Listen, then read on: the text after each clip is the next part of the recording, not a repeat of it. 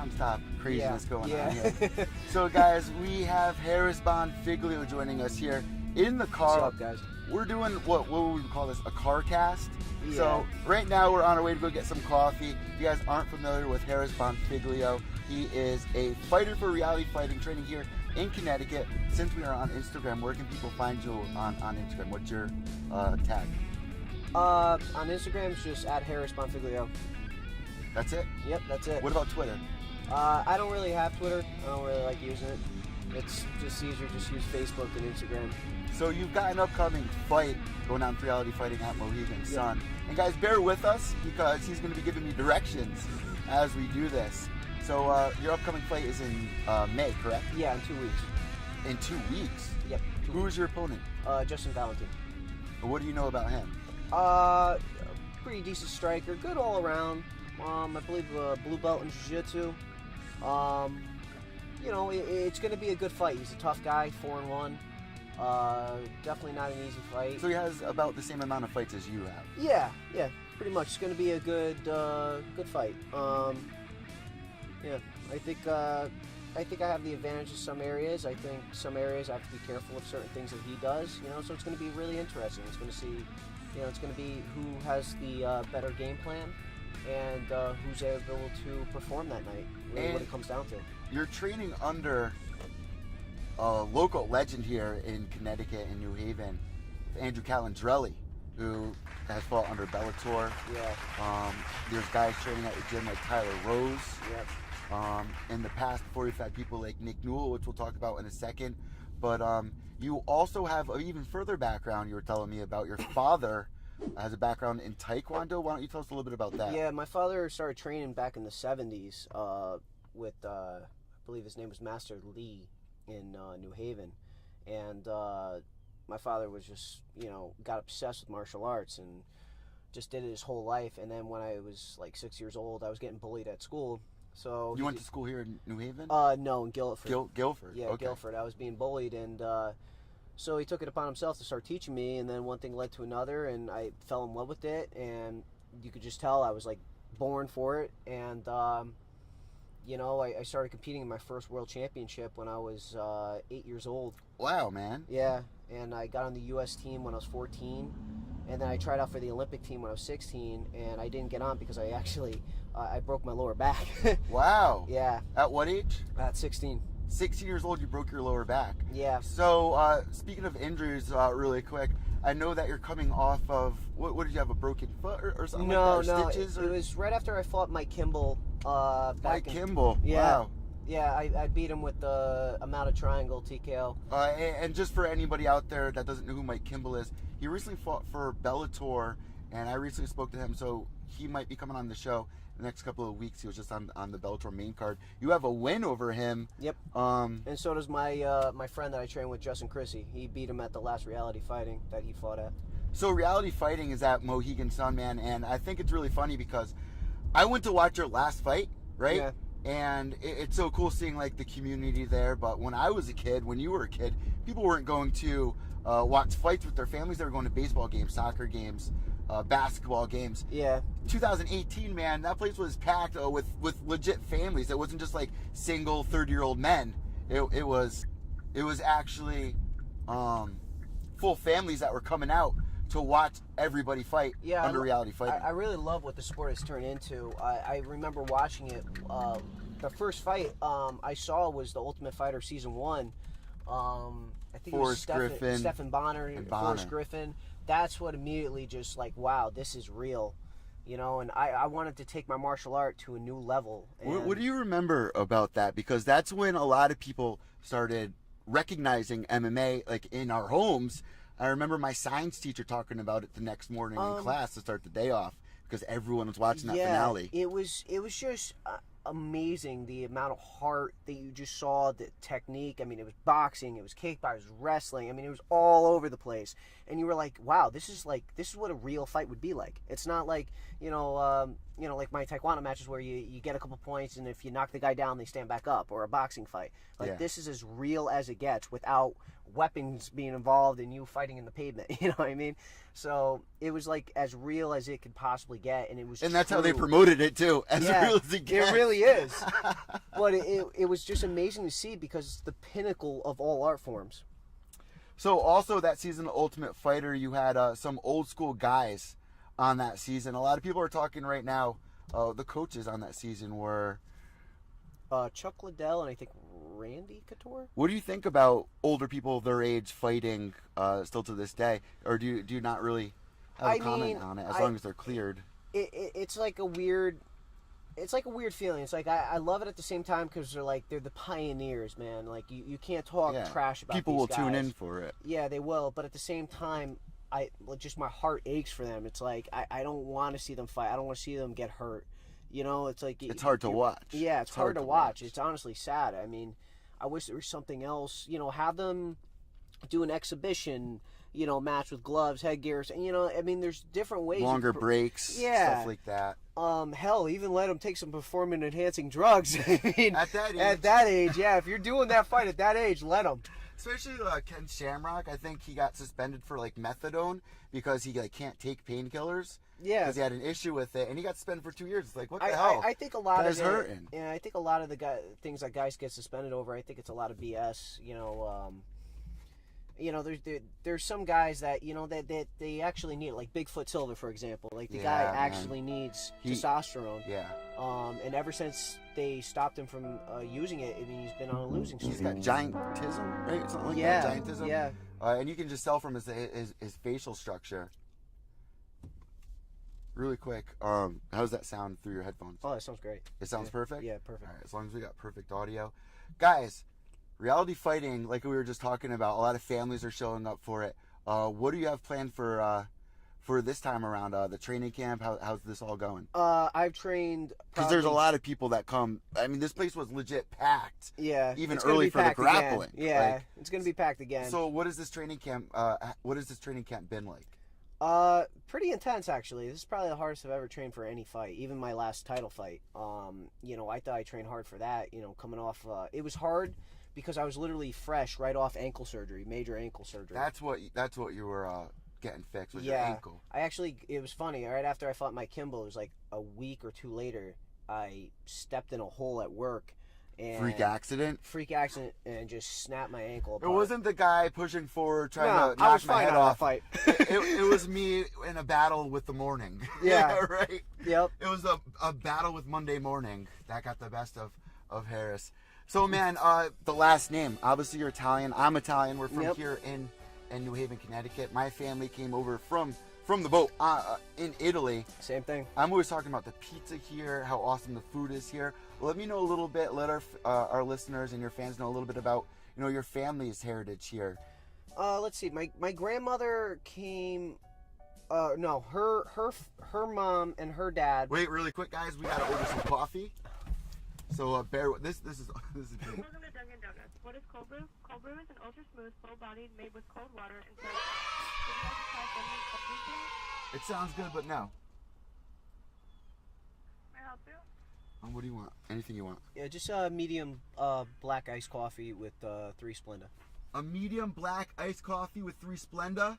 Okay. And also a medium iced coffee with a little bit of sugar. Black as well? No, nope, cream and sugar. Okay. Anything else? That's all. Sorry, please. Thank you so much. Yeah, I gotta watch the weight. So yeah, the weight cutting and everything, how has that all been going for you? Honestly, the 125 weight class is my weight class. I think I'm just a monster. I'm just the bigger, stronger guy in that weight class. The weight cut isn't as bad as as I thought, because I used to be naturally below 135. What do you walk around at, naturally, if you don't mind me asking that question? Naturally, without dieting, I'm like 145, 144, somewhere around there. I get a lot of questions from a lot of listeners that ask, morning routine from fighters, how you guys wake up to kind of start your day off because they're trying to lose weight. What's a healthy routine that somebody can pick up?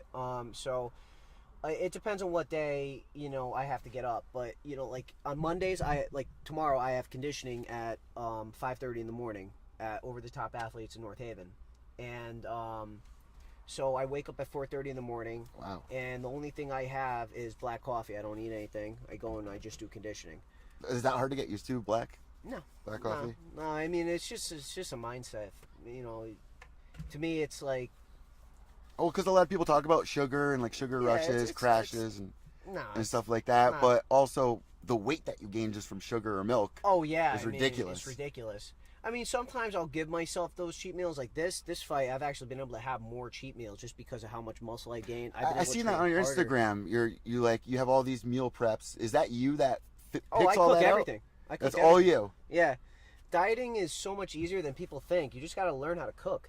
You know, it's not really that hard. Like, I just make really healthy choices. I cook all my food. I meal prep it all on Sundays, and I get it all set out. And here I am dragging you to freaking Dunkin' Donuts. That's all right. I still come here in the morning. I still get my black coffee. So Don't tell Coach Calendrelli. Here, boss. All right, so we're getting our coffees really quick, and then I'd like to get the car washed. Yeah. Really quick. I'm not sure where they're... You have time for that? Yeah, no, absolutely. I got nothing planned. So we're going to take you guys on a little adventure here. If you are tuning in on the podcast, I really appreciate it. This is definitely unique. Make sure you guys subscribe on Instagram at Pure Evil MMA. Harris, one more time, what is your Instagram for them? At Harris Bonfiglio. And can you just spell that for them? So at HARRISBONFIGLIO. And 1 second. Here's your black coffee. There's my coffee. I'm gonna try to place that down here. You can put your coffee down if you need Thank it. you. Awesome. Thank you. I'll get those. Get rid of that. All right, so now we're gonna be heading. Oh yeah, so let me get back to that question. I get a lot of listeners. First off, what's right, left or right? You could try down here. I'm not sure where there's a car wash, to be honest. Over here. Gas stations or somewhere we'll have it. But getting back to that question, I get a lot of listeners that ask, healthy ways to start your day off. You were saying you wake up extra early. What's a good exercise to start your day off? Do you just stretch, or how do you begin your day? I go to an actual conditioning class. So I mean, I'm lifting heavy weight. I'm lifting, it's more. It's almost like a CrossFit exercise. So it's high endurance, little rest. But I mean, the way Roberto does the class is he warms you up, gets you warmed up, and then you do like activation exercises, and then you go into like the strength portion. Then you have a cardio portion, and then you have usually end with sit-ups or something like that at the end. And then I go from there. Class usually is over at like about 6:30 a.m. Yeah, a.m. And then I get dressed. I wipe myself down. I try to rinse myself off and go straight to work. And then from work, I go home, I eat, and I go straight back to class. I don't get home till 9:30 at night. And I do that Monday through Thursday, and then Saturday and Sunday I train. First off, Arby's? I've never seen an Arby's. Yeah, when the hell was this in put Connecticut here? before. I'm going there after my fight. I've never seen Sonic around here, except they just put one in next to the mall. But we're talking about healthy food, healthy dieting in the morning. What do you say for a good meal to start your day off with? A good meal is I do. Car wash. Yeah, there we go. I do about a cup. Half a cup of oatmeal and half a scoop of protein powder. And I usually, that's my meal Saturday mornings and Sunday mornings before I go train. Or I have a protein bar. I have 1 bar. I love the 1 bars. That's the name of the brand, One? Yeah, 1 bar. 1 bar? So it's like a power bar? Yeah, it's basically a protein bar. 21 and it grams doesn't of protein. taste like chalk? Oh, no, it tastes so freaking good. They got maple donut. They got, blueberry cobbler. I don't mean to get your mouth watering while you're cutting weight and stuff. Oh, no, it's fine, man. Fight. Dude, I almost torture myself. I watch, like, food cooking videos while I'm cutting weight. Yeah. I don't know. I just fantasizing about it. Yeah, it like takes that urge away. It's like you're able to at least watch it and watch other people eat it or something. Well, listen, that's like a really exciting part about being a fighter is afterwards. What are some of the exciting things that you've eaten afterwards or done after a fight? To be honest, they kind of like celebrate, let loose. Oh, like celebrate. Like I just like to get a burger. I more or less I just like to be able to chill out with my family. Big greasy burger. Yeah. I mean, it's just like I want to like go out with my family, my girlfriend. I just, How long have you been with her? Since October. Oh, so this is a pretty recent relationship. Yeah.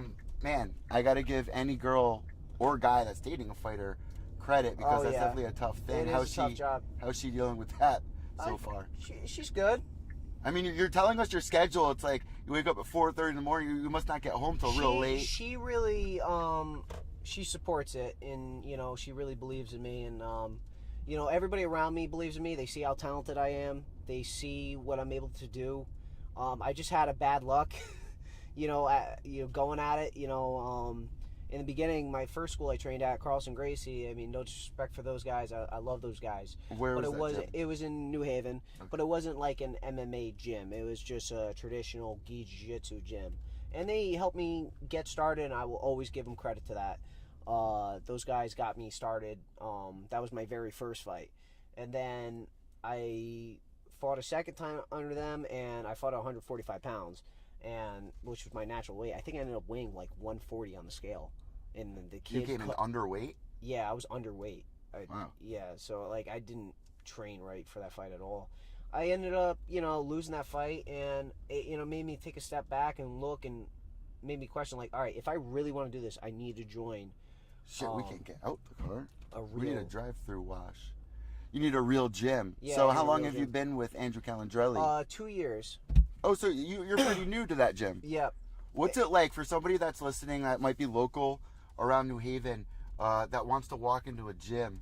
What's that experience like? Like, how do you feel walking into a gym for the first time? How do you know if it's the right gym for you? Okay, so I've trained like almost at every gym in the state of Connecticut at least once, and I usually can hold my own, or I can better people. With no matter what it is, whether it's striking or grappling, does not matter. I walked in there and I got my shit pushed in real quick. Okay, I got absolutely destroyed. I mean, I couldn't tap out the white belts. I almost got knocked out by my boy Justin Chrissy. He freaking lit me up, and that was my very first trial class. Wow. And that's when I knew that I want that push. So a lot of people would probably quit at that moment. No. And if you do, then you're not meant to be a fighter. Exactly. You're a pussy in my eyes. You got to be you gotta somewhere you got to prove yourself to that gym. Where they're gonna push you, and you're not top dog. You can't be top dog in that gym. Do you see a lot of that with like new people who might be like have a couple pro fights? Do you see that a lot in gyms where ego is an issue? Yeah. I'm not saying at your gym, but is that I've seen it at other gyms regular? That I've trained at, like ego issues. It's relevant in every gym. People want like more attention. So how do you guys split up? Because you guys got like it's you, Tyler Rose. Yeah. How do you guys split everybody's time up when you guys are all fighting? We have our certain training partners that we go with. So it depends on the class. So if it's like a striking class, we do our pad work, and then we do our rounds of sparring. So we have a boxing ring in the school, and we have a cage in the school. Wow. Yeah. The boxing ring's newer. It's beautiful. It's awesome. You actually got to go in there and see it. It's really nice. Usually whoever has a fight coming up, depending on, certain guys try to spar on certain days. Like my days are like Tuesdays, Thursdays. It looks like, I also spar Wednesdays here and there. But I think I've been sparring about 3 days a week, 2 days a week, something like that. But I do a lot of rounds. So I think, was it yesterday? We didn't spar, but we did grappling. We did 10 rounds of grappling, 3 minutes. 30 second or 45 second rest in between the rounds. And then so it's nonstop. It's or nonstop, like a Shark Tank kind of. But I've been doing kickboxing to takedown, boxing to takedown. So I mean, you don't get a rest off of that. That pushes your cardio harder than anything you could possibly do. So something I really want to ask you. We were just talking about Nick Newell. Yes. He trains here in Connecticut. Do you think that he can hang in the UFC with top elite? Because for people that don't know, he has one hand. I've interviewed him a bunch of times. Do you think he can hang in the elite? I don't want to take away anybody's dreams. It's hard to say. Unfortunately, I don't think he's fought like high level caliber, but that's hard for me to say because I'm an amateur. I can't really sit there and judge. But like it would make me nervous to see him in there with like, you know, somebody like Barbosa. You know what I mean? Like, holy crap. You know, like, you know, I mean, but again, anything could happen. It is a fight, and if the man wants it, the man wants it. Give him a shot. You know, he's definitely proven himself, only losing to Justin Gaethje. Yeah, Justin Gaethje, and that fight was nuts too. Were you at that fight? No, I just happened to watch it online. You know, like a little while after. So let's talk a little bit about your fight that everybody is familiar with. Back in 2015, it was against what? BJ Prack. Now we had Bas Ruben talking about it on his show on AXStv. Yep. We had the Sherdog Forums going crazy. You were an amateur at that point, 2015. Was that your was my first very fight? first fight. That was the very first fight I ever had in MMA. Even kickboxing. Just very first fight in general. We're gonna write it out here on the audio. Okay. That was your very first fight. So what was it like getting that kind of reaction? Did you kind of realize that, like, shit, I've been dreaming of it, and now it's real? It was great because it was such a hard process to just get to that point. I tried to look for a fight for an entire year. After that? No, before that. Before that. I was looking for a fight, and, you know, I guess it's hard to get your first fight. But somehow I just kept pressuring Joe Cuff. I was messaging him like crazy. I just would not leave the poor guy alone. And he finally said, yeah, match me up with somebody. And my coach didn't want me to cut weight. I should have probably fought at 135, but I fought at 145 in that fight. And now I fight at 125, which is kind of funny. So I fought in like 3 different weight classes. But that kid actually ended up, you know, missing weight by a lot. I think it was like 9 pounds. Yeah. It was a really interesting experience, that very first fight. Getting that kind of exposure, especially. Oh, yeah. And then, you know, it kind of put the fear in me a little bit just because I blew up so quick. And then I had my, like, am I ready for this? Like, As an amateur? Well, I even saw, like, people on the Sherdog Forums. I actually took screenshots of it here on the phone. But one of them was saying that out of all the professional fights, your fight stood out even more as an amateur than a lot of the fights that went down in 2015. Yeah. So that must have been like a very surreal moment. I don't know if this is true, but my manager at the time told me that Bellator was interested in picking me up and having me have my pro debut with them after one fight, and I was just like, I was taking a step back, going, oh my god. Well, we saw this recently with Jesse Kazakowski, Kazakowski for Reality Fighting. He went in there, had a great performance, and I remember the ring announcer being like, hey, what would you think about getting a Bellator debut? And he didn't take that, right? He did a smarter move. Yeah, he definitely did a smarter move. Because like his father has a background and is pretty smart with it. You can't jump into that quick because, I mean, all of a sudden you're going to have like the lower spectrum, which you probably will be able to get through. But then all of a sudden quickly you're going to get those high level guys. And you got to really be careful. I mean, I'm not saying that he can't beat him. I'm just saying you got to be patient. You got to take your time, and you got to make sure your body's ready, you're mentally ready, everything. So, how close are you with Jesse? I've known him through people like Vinny Brightman from Carlson Gracie. I used to train with him there. Because he's also pretty close with Mike Kimball. Yeah. Who he fought. Yeah.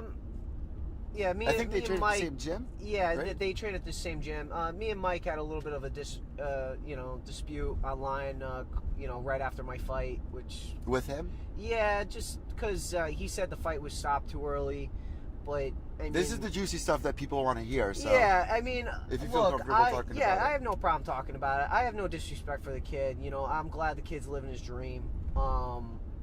You can't disrespect anybody in this. I mean, you could, dislike, their personality or something, but you can't hate on them for... What was being said on social media? No, just the stuff like, it got stopped too early, this and that, but...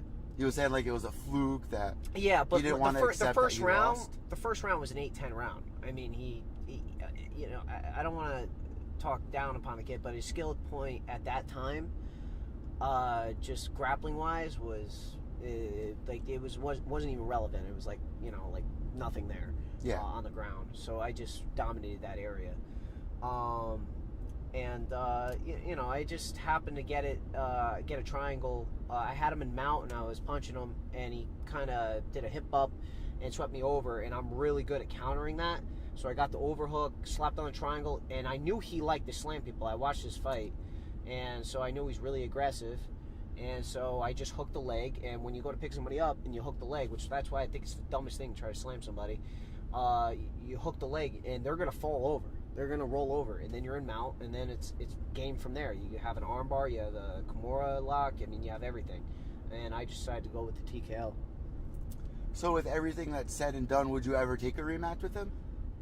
Yeah, I mean, absolutely. Somewhere I mean, down the road? he's in a heavier weight class. He fights at 135, but I know Andrew put the feels out there for a debut fight because he contacted the promoter of... well, for me and Justin Chrissy, the guy I train with, because we both beat Mike Kimball.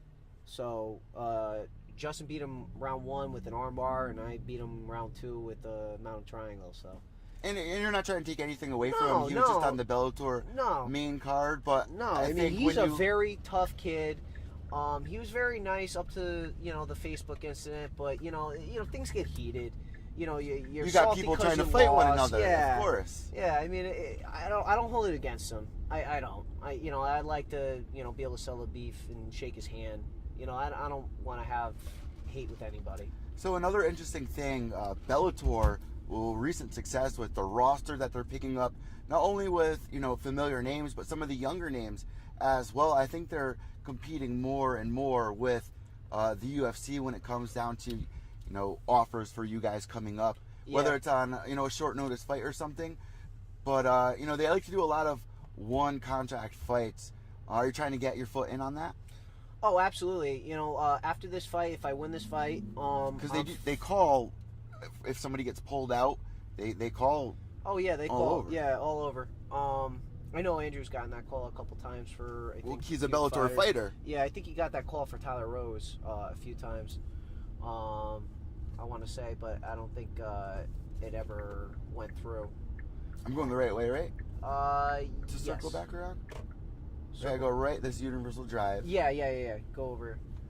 All right, so let's talk a little bit about Tyler Rose and what's he up to. Does he have an upcoming fight? No, he's engaged. He's enjoying life. He's, working on his farm. Out in North Branford, Connecticut. Yep. So who's at the gym that people should look out for? Oh, Yuri, Marissa, and myself. Oh, Marissa. Yep. How could we not talk about Marissa, who the queen of MMA, who's been a real big talk here in Connecticut?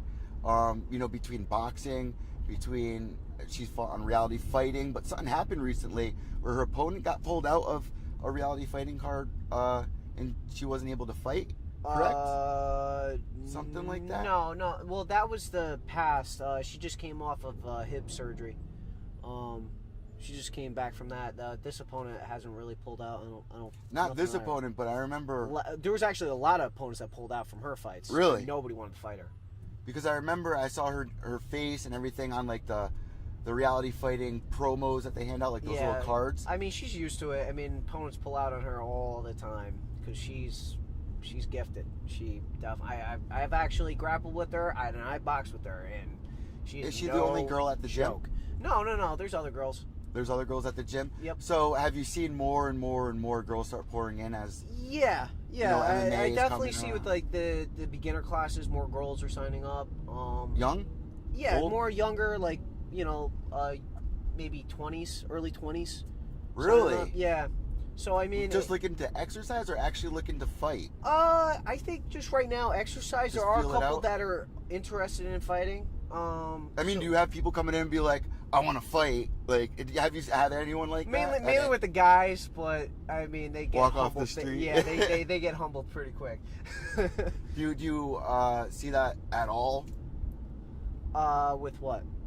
With people just walking in off the street, especially over here, New Haven, being like, I mean, here and there, they get big heads and they'll ask you to grapple. I mean, you're wearing a purple belt, and they know that they hear from people in the gym that they're talking to be like, oh yeah, he's getting ready for a fight. Well, even when when oh hey, you want to roll?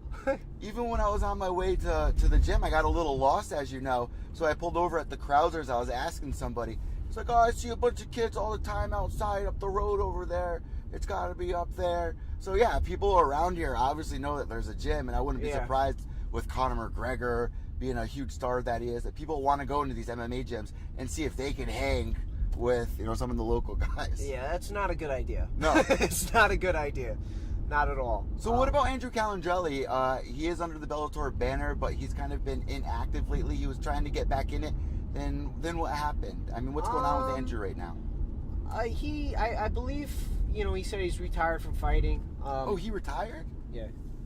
Well, I think it's more, you know, he had bicep surgery, and then, you know, he's been trying to get back into grappling. Like, he wants to do some grappling tournaments, but I think that would be a good fit. He might do one more fight, but it's got to be, you know, right circumstances.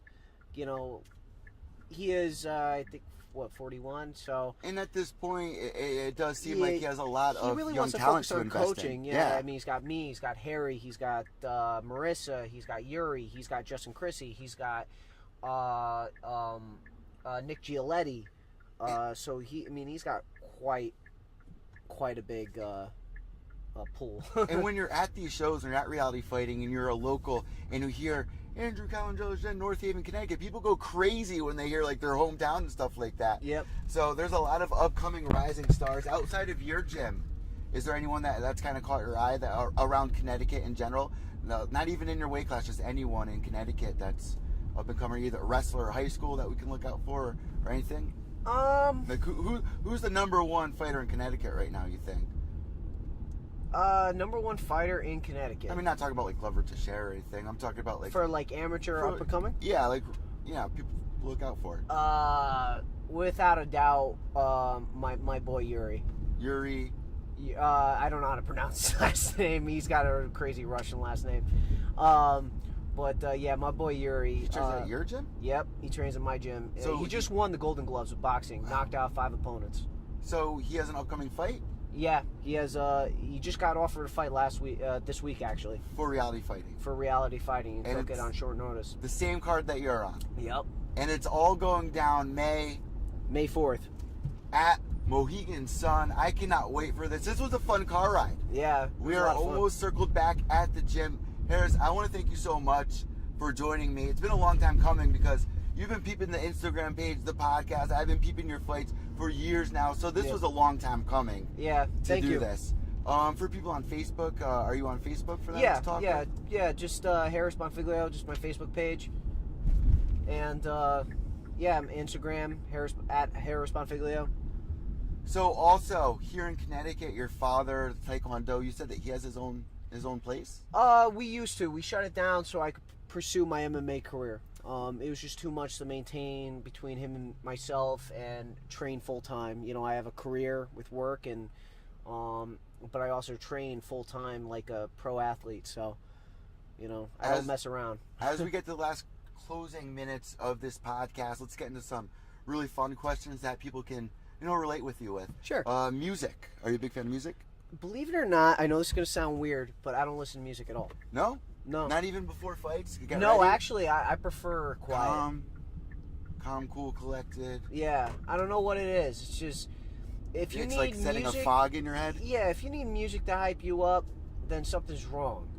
You know, I'm hyped up just to get into a fist fight with somebody. Like, I'm about to get into a fist fight, you know, and I want to see how its own music. Yeah, it's its own music. It's its own beat. You know, it's just something you can't explain. I don't know. It's just me personally. I don't like any music, but you know, you have to choose a walkout song and stuff like that. But frankly, I don't give two craps. Well, Netflix. What about Netflix? Everyone's got Netflix. Oh God, I love Netflix. What are you watch watching everything right now? on there. I've watched Stranger Things. I've watched what is it? That other show that we were talking Series about. of unfortunate events. Oh my God, guys! I just finished that. If you haven't, season 2 just came out. So yeah. If you haven't seen it, because I don't think many people know about Neil Patrick Harris being on that. He does such a great job, and they came out with season 2. One of the best series on Netflix if you're into that Tim Burton-y kind of feel. Yeah, it's No, you keep going straight. It's straight ahead. So other than that, man, we got this fight coming up for reality fighting. But how many times do you think you're going to be fighting this year? I have another fight booked for June 16th at really? Yeah, at MMA? Premier. for a title fight if I win this fight. Wow. Yeah. Where's that going to be? Up in Agawam. So when you walk into the gym, do you have like a list like of all the fighters, their upcoming fights? Yeah, Andrew does. And so he's in charge of booking all of the fights? Yep. For you Yes, guys? he is. So do you put any time into looking at your opponent's videos, or is that also in his hands? No, he watches them too. I glance. Like, do you like to study your opponent? I glance at them. I like to see what they, because people are they do things out of habit. So like you just always going to do the same thing. So I just try to see like certain techniques that they always try to throw that they're comfortable with. Not necessarily try to watch every little detail of the fight, because then you're just too obsessed. Because in the fight it's going to go completely different. I mean, you don't know what's going to happen. I mean, he could be like doing we were talking cartwheels. about Mike Kimball. I mean, one fight he could be learning something, and the next fight he's not mastered it, but he's gotten extremely better at that one thing. You don't know what to expect. Yeah, you don't know what to expect. Fighter. So, I mean, you could just take that as a grain of salt. And I just try to keep that in the back of my head. Okay, he's good at this area, so I have to watch out, and he might be slacking in this area. So, I could put the feels in that area. So let's end this on a UFC note where people are going to be familiar with, so you can hear your take on some of the big drama unfolding. Conor McGregor, UFC 223 that just went down a couple of weeks ago. Yeah. I was there for that, man, in Manhattan. It was just madness what went down. What was your take on it? I mean, how do you feel about Conor and what he did? I mean, it was kind of funny as hell, because I was like, I thought it was a freaking gag. I thought it was staged at first. A lot of people did. Yeah, I was like, wait, what the hell just happened? and then you hear the whole story. I'm like, oh my God, this guy's insane. I mean, I thought it was kind of funny. He definitely went like over the top, but I mean, I get it. He was defending his boy, but at the same time, what do you expect if they're picking on Artem though? Like, people were like, Conor came over. This was a terrorist act. Yeah. But if Artem was on the card, we knew that Conor was most likely going to be showing up. Yeah. Especially with Khabib, Tony Ferguson fighting. I think it was staged. I don't think he intentionally meant to throw the what was it, a dolly or something? Yeah, he picked up a dolly, threw it, and smashed the window. I don't think he intentionally tried to smash the window. I think he just tried to throw it at the bus to just create some turmoil and to build up the fight, because the guy is an amazing promoter with himself.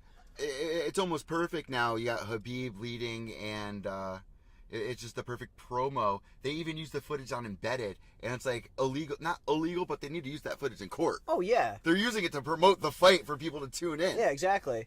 They're like promoting Conor's it just actions. builds up the fight. I mean, it's honestly now like the whole world's talking about it. So it worked out to his favor. My grandmother called me trying to talk about it. My mom's roommate was the bankers. It was on Fox News and CNN, so it was like everywhere. It's big for our sport. Yeah. It definitely is. Whether it is bad publicity, whether people... Well, here's the thing. A lot of diehards will say it sets us back a couple of years the way people look at our sport. Do you think that's true? No, not at all. No? Not at all. Not at all. I mean, honestly, people saying that it's staged, when it comes down to it, it's not the WWE. It's the UFC. Two guys are going to be going in there. But Conor knows what he's doing to promote fights. Yeah. And that worked out perfectly. If him and Khabib went in there... Even if he didn't intentionally mean for that to go down the way it did, or if he did, somehow it always works out in his favor. The guy is just... I don't know. He's just lucky. The cops were saying... I talked to some of the cops there. They said he was like shadow boxing in the cell. Just like completely relaxed. He has a court date, guys, just to let you know. June 14th coming up. I don't know what the punishment's going to be. Do you think that's going to hold him back from fighting? Not at right? all. Not at all. Look at Volkan Oezdemir, who just had a charge against him. He didn't get held back in the DC. No, it's like any professional athlete. They have stuff coming up. There's a lot of money involved. They're not going to, lock them behind bars or do anything to stop them from, fights. There's a lot of money involved, and the UFC is going to try to help them get out of it. Last UFC question. Khabib versus Conor McGregor. How does this fight go down? It's really interesting. Khabib, I mean, you got to respect the guy. The guy, he's tough son of a bitch. Yeah. He is tough. I mean, well, last night Edson Barboza got beat up by Kevin Lee, so do you think that kind of, not belittles, but it kind of it doesn't seem as There- amazing as it was. There since it is happened a twice to giant Edson. hole in. Well, I mean, Barbosa always gets beat up by wrestlers, though. You look at any of his losses been against blueprints? decent- yeah, Yeah. there's a blueprint to beat him. But with Conor McGregor, you cannot bet against him. I mean, that's just one guy. He's a real fighter. I mean, he'll study you, and all it takes is that one opening. And I definitely see that big opening with Khabib because he got rocked in the Michael Johnson saying fight. that, yeah. And I could see him getting TKO'd. I could see Conor even defending some of the takedowns. All of this talk about Floyd Mayweather coming over. What do you think about this? I think it's Enough is enough at this point. I don't know. The guy's like what, 42 now? I mean, what are you gonna? I mean, why? Do you guys have barbershop talk in the gym like this? Like Oh up yeah, breaking all news? the time. All the time. All the time. You guys go back and forth. Yeah, especially with Andrew. Andrew's all about it. Yeah. So right now we are actually parked in front of the gym here on State Street in Connecticut. If you guys are in Connecticut and you want to come down, what kind of classes do they have for people around here? They want to, don't they have like a free like day or two to try it out? Yeah. You could try a free class, absolutely. You could either call ahead or just show up. Who's the girl at the front desk always picks up the phone? It's either Marissa or it's Nicole. Oh, Marissa picks up the phone. Oh yeah, she works the front desk. That's great. Yeah, here and there. So if they want to come down, what classes do you have here?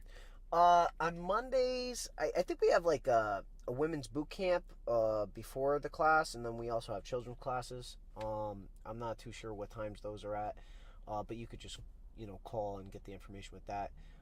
I know Mondays we have no-gi, and then we go straight into boxing right after that. People out there that don't know what no-gi is, obviously it's what you guys It's just wear. grappling without the jiu-jitsu. And what's gi the biggest on. change in the factors of training with gi or training without gi?